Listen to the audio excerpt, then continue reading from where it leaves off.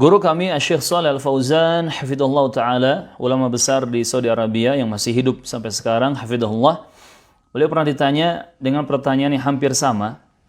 Ditanya tentang apa hukum memperdengarkan suara tilawah Quran dengan speaker masjid. Termasuk ditanya apa hukumnya seorang imam yang mengimami salat jahriyah, maghrib, isya, subuh, dia pakai speaker dan suara speakernya dikeluarkan, tidak hanya di dalam masjid tetapi dikeluarkan, ya. Maka Syekh Shalih Fauzan hafizahullah menjawab, hendaknya perkara yang seperti ini tidak dilakukan. Tidak dilakukan.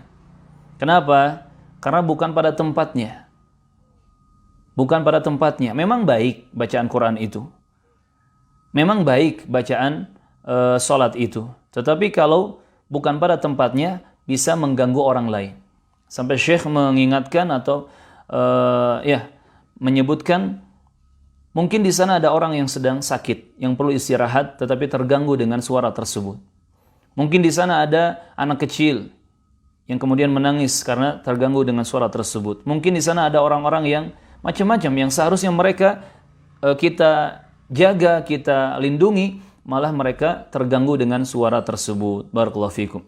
Maka hendaknya tidak dilakukan. Ini suatu kekeliruan, ya.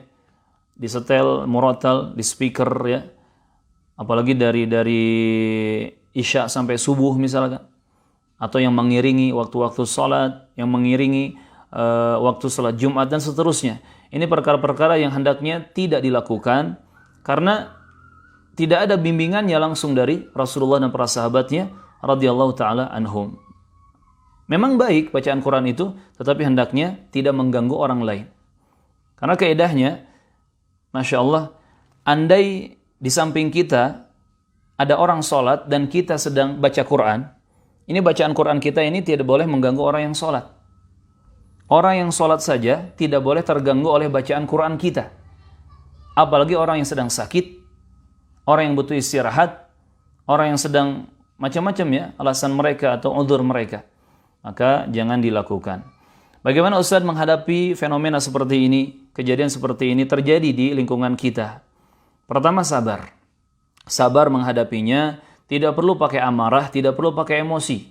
Jangan nanti malah menciptakan suatu konflik, tidak. Sabar, sabar, sabar. Isbiru wa sabiru, bersabarlah kalian, kata Allah, dan perkuatlah kesabaran kalian.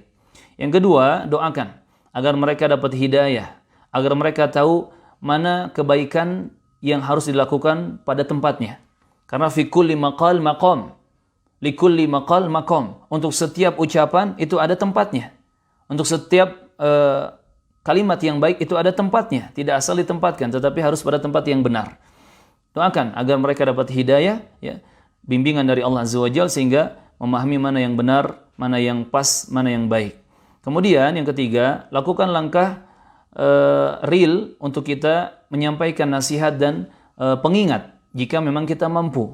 Kalau kita mampu misalkan datangi pihak DKM-nya, ya, atau orang-orang pengurusnya dengan sopan, dengan lemah lembut, dengan penuh hikmah, kita sampaikan penjelasan, kita sampaikan permintaan sambil mohon maaf, ya, kita berharap begini dan begitu, disampaikan agar ada perubahan ke arah yang lebih baik.